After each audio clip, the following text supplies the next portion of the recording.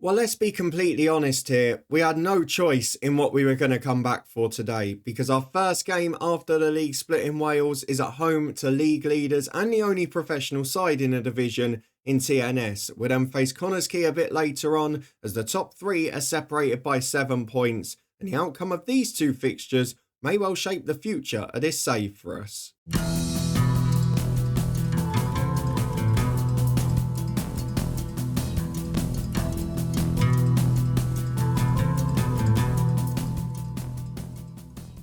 Yes, hello and welcome along to part 18 of this FM26 Build a Nation story, a Rhyl rebuild with me, Daniel. I thought we'd start you on a slightly different looking screen today, just so we can get through as many as possible. And apologies again for the voice, which is slightly returning, but not quite at full strength yet. Today, though, there are two big games to go, and we need to be at full strength in this one. We face TNS tonight at home in the Welsh Premier League, the first post-split game, the first of 5, which are spread out quite a bit due to the poor scheduling and the glitch in terms of when the league split takes place. We're 4 points behind them, so we won't impact our position today, but we could well make it a title race rather than a battle for second or third. We're then going to play a couple of games off camera and get through to Connah's Quay at home, which should be another pretty big one. 3 points separate us at the moment, but how it will look in a couple of weeks, we'll wait and see. We'll also then potentially, if we beat Holyhead Hotspur in between, have a big cup semi-final to look forward to. So if you want to see all of that, please do chuck a thumbs up on the video. We'll have a quick reflection on January, which has been quite quiet so far. And of course, we'll get through the two big games. But I thought I'd start on the matchday overview screen today because it's one that a lot of people perhaps haven't used a lot. And it is one that includes a lot of the information that people ask for. So just thought I'd show it off really as I get used to more and more screens. But for now, let's have a quick look at the recruitment and the transfer history, because one of the things that perhaps is a little frustrating here is that there is nothing in terms of ins or outs apart from the James Farr loan you saw at the end of the last episode. And that's because of a couple of pretty important reasons. The first of which, if we go to our first team squad, is that Ben Lightfoot rejected an initial move away. He was offered the chance to go to several clubs, rejected the first of them. He has now got one more bid that has come in, and we'll see whether he's willing to accept it and move on. But it looks like he's struggling to let himself go, which is a shame because I don't want him to get released as a free agent and then not get a new club because he's good enough to go and play in a second tier regularly. The other thing we mentioned in the last episode was the potential signing of Che Cooper, the winger, who wasn't perfect for our tactical setup but was a very good pro. Unfortunately, I didn't realise the director of football had offered him twice the money of anyone else, so we might have to rethink that. And to be fair, he still hasn't accepted yet anyway. But with those out the way, and a bit of a bizarre, quiet January transfer window in Wales, with half the clubs seemingly undergoing takeovers in the middle of the window, we're going to go straight through to the first of two big fixtures today. We've not had any off camera because you were with me for the last two before the split, where we found our form again at the end against Bala after a sticky run. But now we're just playing against the big boys in the division. And if you didn't see it at the end of the last episode, we got quite fortunate because both TNS and Connah's Quay that we'll be showing today are at home against the two biggest sides, the two closest rivals. So let's go and see how we do in the first of them. TNS the opponents, and it's going to be interesting to see the difference here because after the fixture congestion due to the scheduling glitches earlier in the season, we have now got an opportunity to play TNS where both sides are at relatively close to full strength. Neither are resting players, neither are worrying about fatigue. We've had 12 days off, we've not made any transfer work yet, and neither have TNS. So we just get to see who's best essentially. Mikey O'Neill is out of the team today. He was out injured from that last episode, and if you remember, Jack Parry scored 2 against Bala, so I've left him in. We're going to put Mikey O'Neill among the substitutes. Hamza Ahmed is still there despite his 2 goals off the bench in that match. The rest of it, though, is pretty predictable. So we've got Hunter in goal, Stanley and Muscat the fullbacks with Ali, and a still increasing Fisher at centre-half, who's doing really well. In midfield is Howard and Dakin, behind Petrie, Parry, who's got a chance to impress, and Lafondra on the left-hand side. With Seb Bolton up front on 20 goals for the season, will he add to that tally today? Let's go and play the professional side in this division and see if they're going to become champions again or if we can give them a run for their money. Well, a much more stable setup here. Just one change for TNS as well, who actually drop out Harrison Holgate, a summer signing. Otte's on the bench as well, but They've got a really strong squad. We're seeing most of it put together at once here. And this is where we should get found out. Whether we will, we'll wait and see. Weather conditions may be a leveller for the way we're going to play. Of course, it's Friday night football and we've got one of the biggest crowds in the division. So there is the potential for us to cause a shock here. And if we can avoid defeat, I think that would be excellent. But TNS have won 6 in a row. We've only won 2 of our last 5. It's going to be interesting to see how we react in this. We're starting to get more and more tunnel interviews, a suggestion that the club is reaching that next level. And I'll be intrigued to see what the crowd is today. As in we go, playing 4-2-3-1. And you can see TNS playing the 4-3-3. It's going to be a battle of the midfields again. They've got some real quality out wide. I'm actually intrigued to see how this goes. It looks like a slightly bigger crowd than normal. Let's see what the first half provides. As Wilson plays from the back, straight into midfield. And I'd imagine this might peter out after 10 seconds. With Dawes trying to take on his man, it does just that. A couple gone. We survived the kickoff. Though we've got a corner to face already. Less than 3 minutes on the clock and Connah puts it in, standing away to the edge of the box. But it's down to Purcell and Wilson who combine into the box and we get away with one. Because the shot on goal is heading in towards the back post, but it hits Andy Appan on the way and goes in off him from an offside position. It stays 0-0. We're living dangerously early on. We should say that Quay are playing away at Quay as well, so we'll learn a bit more about them today. As Seb Bolton can break down the right-hand side, we've got a chance to get on the attack here. Bolton goes back to Stanley. We could do with him in the box, really. He's trying to make his run, and Stanley keeps giving it back to him. Some lovely 1-2s as Bolton beats his man. Good cross to Parry, who's brought down. And it's a penalty kick for Rhyl. And Jack Parry has again caused chaos, this time running in behind. And the best of a bad bunch when it comes to penalty takers, our skipper, Mo Ali. What can he do? He steps up, off the post. That feels like it's going to be a big miss. No one following in either, which was a little bit concerning. And Petrie goes back to Howard, but that feels like a massive opportunity. And to not take it, well, it could be costly. Well, we're seeing an awful lot of the early stages of this game. 13 gone, and it's now TNS with the chance to break down the right-hand side. Dawes to Madimu, and you can see they've got a lot more players willing to take someone on, and Dawes is one of those. Plays it in behind to Madimu, who's made the run from midfield. He's got support on the edge, delivers to the front post. And Fisher gets a great block on the line from Wilson to take it out for a corner kick. Shades of Dan Ballard in that one, eh? 15 minutes gone and we're back again. Lafondra surging down the left. It's turning out to be an end-to-end match. Pennybont ahead in their one as Lafondra gets to the byline. Cuts inside, it's good defending. He goes down a little easy. And look at this on the break. Dawes with a big first touch. He's now running straight at the defence. Wilson has Connah with him. Someone who didn't feature last time due to injury. This time gets the shot away from distance. Comfortable enough for Hunter, but enough of a concern to be fair. Hunter with the big ball over the top. He's looking towards Bolton, but he's not going to make it. And with 20 gone, we're quite happy with 0-0 because they've been the better side, albeit we've missed a penalty. Well, approaching the half an hour mark, we're getting warnings to close people down and we're trying to get it forward a bit more directly, but we lose out in the air. Seb Bolton not being hit there as the target, and it finds Wilson on the left. He's got his namesake up in support, as well as an overlap from Orich on the left-hand side. He gets to the byline. There's 4 in the middle. It's a good cross towards Madimu. And there goes the goal for TNS. Not scoring that early penalty has been costly. We go 1-0 down just about the half an hour mark. And to be fair, that's too good. Orich beats his man with ease, gets a wonderful cross in. And the difference with TNS is they can be aggressive. They can commit 5 players into the box against us and just not worry. And they do so there. Madimu heads in. Muscat and Ali split beautifully.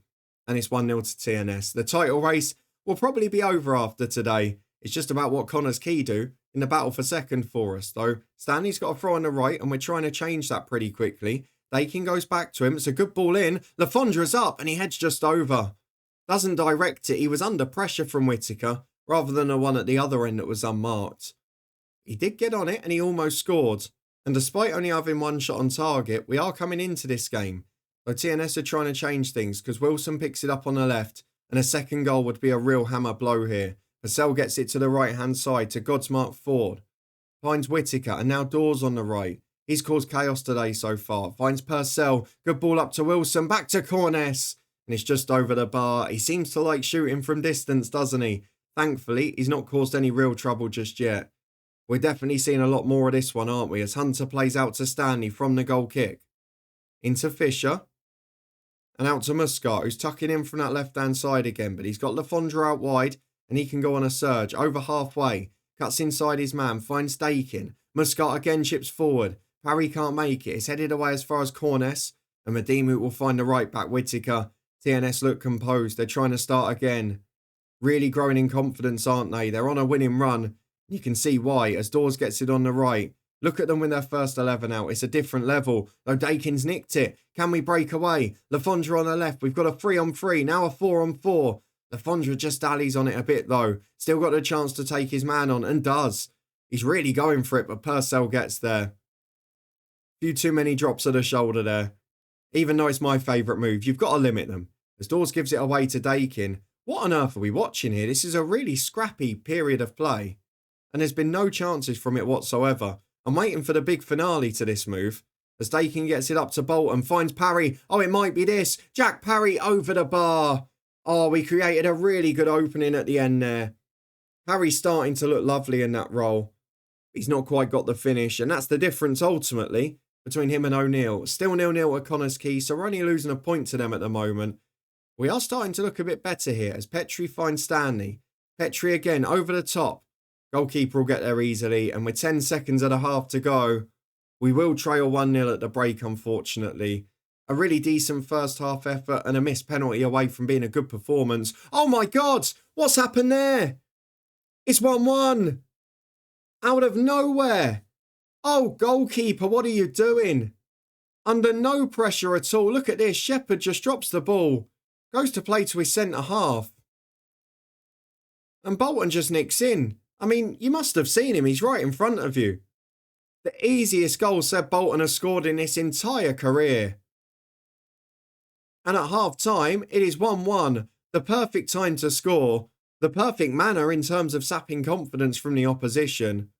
And we're level just like that. What a bizarre old day this is turning into. Let's go and address the team. We'll say we've been unlucky, but I mean, I don't think we can say that, can we, really? There was nothing unlucky about that. It was the biggest gift you could ever ask for. We go into the second half. It's a quiet start. Tell you what, I'll take this result now. Gives us a great chance in a race for second. Well, 10 minutes gone in a second period. How will that late first half goal and the manner of it affect the confidence with TNS as Dakin puts the free kick in? Headed away as far as Parry, and now Ali again. Back to Lafondra. Ali the skipper. Finds Lafondra, cutting in on his right, just wide. Not had the best game, but almost a moment of magic there. I still can't get over how that goal occurred. An hour gone, we'll think about changes soon, but at the moment we're doing all right. Connah's Quay level as well, so we're actually losing no ground on them here. We're approaching the final 15 minutes, so we are going to make a few changes. You can see Ali's nervous as centre-half. He's not really recovered from the missed penalty, so we're going to bring Senior on. Old first teamer, he'll play alongside Fisher, who switches sides. Lafondra's not been great. To be honest, none of the attacking midfield three have really delivered. I wonder whether I take them all off. I can do it. I'm going to put Marn on the right. I'm going to put O'Neill in the middle, and we're going to put Hamza Ahmed off the left, who has done it a few times pretty decently. We've also then got one more sub in defence. It's probably going to be Bissix for Muscat, who's not had the best of games. And again gives us a little bit more height for the players arriving at the back post, which we saw is where the first goal came from. And we tend to go. We're trying to hold on for a draw, which, to be fair, on a balance of play, we've largely deserved. I mean, I say that with 3 minutes remaining. Hunter is our best performer at the moment. The worst performer on the TNS side is Shepherd, and we've created nothing really, bar the penalty. It's just that we were given a gift as Wilson gets down the left. TNS still looking for that winner, which will all but secure the title as Orich finds Wilson. Chance to cross, it's deflected. Oh, and Hunter's come to claim it. Wilson's nicked in at the front post. A Wilson sets up B Wilson. And he's nicked in at the front post for 2-1. TNS nick it late on. For the good of this save, it's probably a very handy thing. Because we're not ready to cope with 2-3 games a week. And TNS are in a better position to reach the European group stages. But it is gutting in the manner we've lost it. Stanley's now knackered at right back. That's a little bit of a shame. But Connah's Quay are still 0-0. So we're only losing a point to them. 4 minutes of stoppage time to be played. It's going to go through without incident, I think. It's the one team we can't afford to go aggressive against. Rhyl 1, TNS 2. We're close. We're not far away from them. But they are going to be the champions. 7 points the difference with 4 games to go. TNS, though, stay 2 points behind as they're only able to draw today. And you can see it's all tightening up there. Pennybont just 5 points behind us as well. Let's get through the next 2 games off camera, and then we'll be back in a moment to face Connah's Quay at home. We'll see what position we're both in heading into that one. Well, after a couple of games off camera, of which you can see our struggles at the top right of the screen, we are back to face Connah's Quay in what is now a big battle for second, and at the moment, Connah's Quay are leading it due to our results after the split. Now, interestingly, TNS did lose their last game at home to Quay, but we've had some troubles as well. So let's go and very quickly look at the 2 games we played off camera where, let's be fair, it didn't go particularly to plan. We've not scored a goal. We managed to sneak through in the cup on penalties, and we got a fortunate semi-final draw against Britain Ferry, who are a stomp into the title in the second tier this year. And then it looks like we're all getting geared up for a TNS final if we can make it through that. In fairness, we did rotate a bit, the likes of Bissix and Ahmed and Parry, the youngsters, getting a run out again. But then it was followed up with defeat, and again, no goal threat, and unfortunately, a late penalty conceded to make it a 1-0 defeat. Seb Bolton picked up a knock. We had a few players struggling with fitness and fatigue, and unfortunately, it cost us. Now, that's going to dry up a bit now because we've only got a game every 2 weeks, essentially, and even that is only thanks to still being in the cup due to the fixture scheduling issues in Wales. But it's not the best position for us to be in, and you've got to bear in mind, with the Welsh coefficient looking like it's going to drop to 3 teams qualifying, if we don't win the cup, let's say TNS win it for argument's sake, then we're going to have to battle in that playoff. And to be fair, if we end up with a different Welsh Cup winner, it could be that Connah's Quay are in the playoff with us and we might not even make Europe, which would be an incredible turn. When I was considering being worried about winning a title for most of the year, we could end up in third and not getting Europe at all, which actually would probably be an interesting progression. We've also got to bear in mind that Pennybont are just 5 points behind us. They're playing Quay today. So if we lose, we could end up 4 points off second and actually only 2 points clear of Pennybont going into a fixture against them. So it's going to be an interesting match this. We're going to head through to it now. Let's have a look at the team and squad we can put out today. Of course, the main issue is match sharpness because of the issues we've talked about with the scheduling. We're only playing once every couple of weeks at the minute. We're kind of subsidising that slightly. So Bissix and Ahmed are playing for the under-19s every week. That's keeping them fresh. And where possible, we'll organise friendlies where the gaps get even bigger after this. But for now, it was just a chance to sort of recover from the fatigue. And maybe I've misjudged it slightly with how many players are starting to struggle for sharpness. But given how many were getting knackered at the time, I just felt like this time I had to give them the week off. Next week, we'll have a friendly to make up for it. Let's have a look at the 11 in full then, because I think this is pretty much our full strength side. I have dropped Jack Parry out. Mikey O'Neill will start as the number 10. I think the rest of the team is exactly what played against TNS, where we were narrowly and cruelly beaten in the end. So let's see what we can do today. The battle for second may well be decided by this fixture. We've been in pretty woeful form in the last 6 or 7. Let's see if we can put it right against Connah's Quay today. Well, as we head through to the match, Connah's Quay have the only player not from either our team or TNS in the Dream 11 for the media. That is Charlie Ibram, the number 8, who we're going to watch out for. Let's address our team though. Let's tell the boys to put an end to the poor run. And let's hope that while we're lacking a little bit of match sharpness, the reduction in fatigue and the fact that everyone's in full condition will more than make up for that. The 3 attacking midfielders are motivated. Let's get into the first half through the media stuff and see how we get on. Well, half an hour gone, and this game has been suspiciously quiet. We've seen none of it, though we are dominating the stats. However, Connah's Quay are now back in, and Ali makes a really good challenge there. It's lovely to see those challenges where the ball's won and a penalty isn't given, something that we used to accept in FM24. Though Dakins nicked possession, and we can break away now. Bolton must be offside there. He was well beyond the last defender. The corner kick. How is he onside? I would love to see. The centre-halves must have been trying to play an offside trap. It's the only thing I can think of. So you can see we're having the better of the game, but without doing anything special. The only good news I guess we can take at the moment is that Quay are beating Pennybont, which for now at least means that we don't have to worry about dropping from third, because there is a risk that we could end up out of European playoffs and everything altogether. However, 0-0 at half-time, a good performance, no threat on our goal from Connah's Quay. Now let's see in the second half if we can produce, because the big problem at the moment is that we're about to go 3 games without a goal. And that's something that we wouldn't have expected a little while back. 3-0 to Quay now. Pennybont falling apart. And where has this Quay been? Maybe suggest what we're seeing after the split is which teams have the strongest 11, because obviously that fixture congestion early in the year means that a lot of sides were rotating throughout the week. Quay have put out their first 11 in the last few matches. They've battered TNS 3-1 away from home. They're winning 4-0 against Pennybont, who are a very good side. Maybe we're seeing that with a bit of extra squad depth, a couple of these other sides could compete more. As Lafondra gets down the left-hand side, and we're trying to do exactly the same. Into the box, there's 3 in the middle, but he goes alone. It's the one thing with Lafondra. He's just a little bit selfish in front of goal. And he's not the best finisher in the world. I'm still not convinced he's a superstar for the future. But for now, we're certainly impressed with him as Dakin puts the ball into the back post. And that is a really terrible corner. One that I wish I hadn't have seen, because it's made me a little more frustrated with his performance. As Mills goes long downfield, we're definitely seeing more of this second half. It's a little bit more end-to-end. Certainly more in our favour, though, as O'Neill gets to the byline on the right. Drifting wide, he's got support from the fullback. And inside from Petrie. But a shot straight at Mills.